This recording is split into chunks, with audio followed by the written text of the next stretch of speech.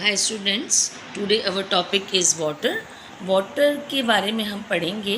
Water कितने type का होता है? तो वो टाइप का होता है, एक तो होता है soft water and second type जो होती है उसको हम कहते हैं हॉट वाटर। ठीक है, इनके बारे में पढ़ेंगे कि आखिर ये किस तरह से होता है। अब सॉफ्ट वाटर क्या होता है? सॉफ्ट वाटर हम उसको कहते हैं जिसमें बहुत जल्दी से लेदर, सोप के जो लेदर होते हैं, झाग होते हैं, ईजिली बन जाते हैं। देखिए मेरे सामने ये ग्लास है, इसके अंदर मैंने वाटर डाला है और मैंने इसमें डिटर्जेंट डाला है। अब देखिए मैंने इसको बहुत तेज़ी के साथ बीट करना है। जैसे जैसे मैंने इसको तेज़ी से मैं स्पून इसमें चला रही हूँ, आपके सामने इसमें झाग देखिए क्रिएट हो रहे हैं और बहुत अच्छे किस्म के झाग बन रहे हैं, क्योंकि ये सॉफ्ट वाटर है। सॉफ्ट वाटर में नमकियात मौजूद नहीं होते और बहुत अच्छा होता है। हर तरह से आपका रेन वाटर होता है, डिस्टिल वाटर होता है, टेप वाटर होता है, ये सारी इसकी एग्जाम्पल्स होती हैं। ठीक है, अच्छा तो यहाँ पर हम ये कह सकते हैं कि सॉफ्ट वाटर वो होता है जिसके अंदर किसी किस्म के सॉल्ट्स नहीं होते। हॉट वाटर वो होता है जो कि डज़ नॉट प्रोड्यूस लेदर, जो कि झाग को प्रोड्यूस नहीं करता।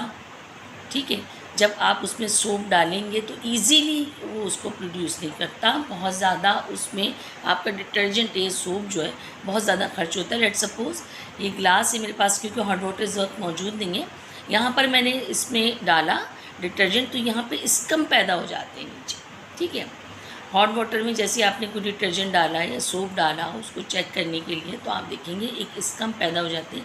यानी कि हम इसको आसान अल्फाज में कह सकते हैं कि एक पीपीटी सी बन जाती है। ठीक है, तो यहाँ पर इसमें अच्छा नहीं होता इतना।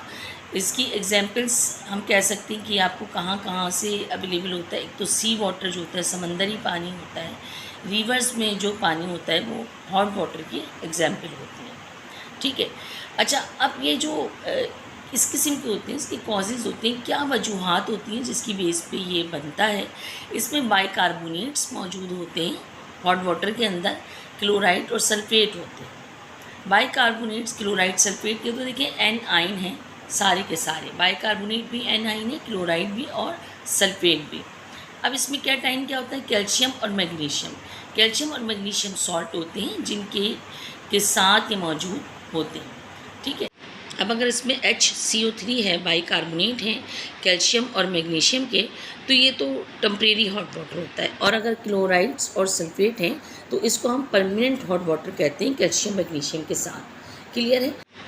अब देखिए हम आगे देखते हैं कि आखिर ये जो सोप के साथ इसका रिएक्शन होता है हॉट वाटर का, वो किस तरीके से होता है और क्यों इसमें जो झाग क्रिएट नहीं हो पाते, क्या रीज़न होती है। यहाँ पे देखिए ये आपके सोप का फार्मूला है। ठीक है, सोप जो होते हैं सैचुरेटेड या अनसैचुरेटेड फैटी एसिड सॉल्ट होते हैं। देखिए सोडियम लगा है कार्बोक्सिलिक ग्रुप के साथ। यहाँ पर देखिए हॉट वाटर के अंदर कैल्शियम क्लोराइड मौजूद है या कैल्शियम सल्फेट मौजूद होता है।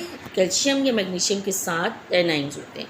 अब होता क्या है, रिएक्शन कैसे हुआ, एक का एन आइन दूसरे के कैट आइन के साथ रिएक्ट करेगा।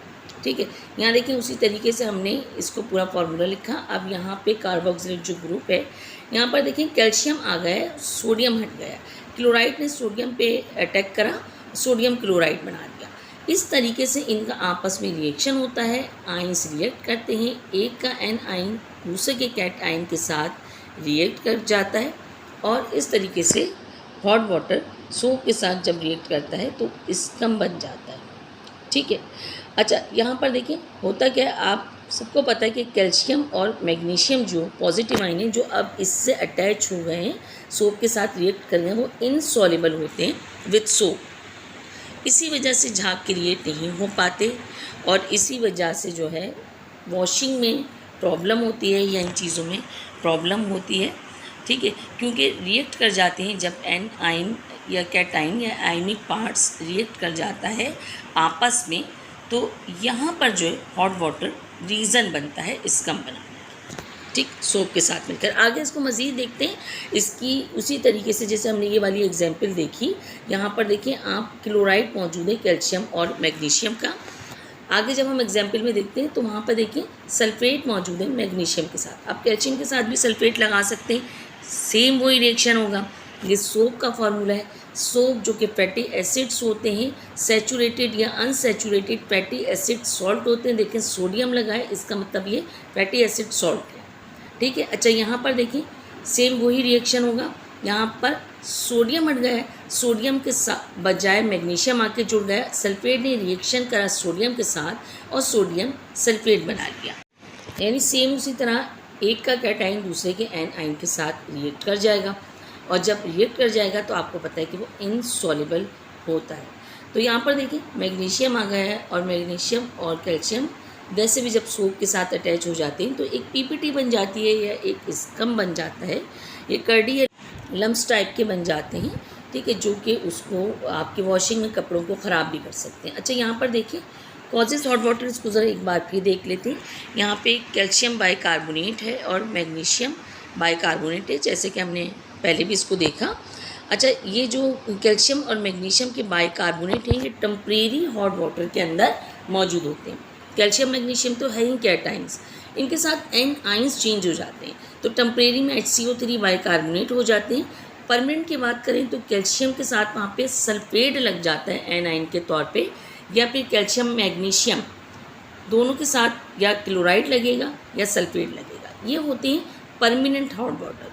तो ये चीज़ होती है कैल्शियम और मैग्नीशियम कैट आइन तो दोनों के अंदर ही कॉमन है, लेकिन यहाँ पर एन आइन चेंज हो गए जिसकी वजह से एक टेम्परेरी और दूसरा परमानेंट हॉट वाटर होता है। नेक्स्ट वीडियो में हम इसकी डिटेल देखेंगे।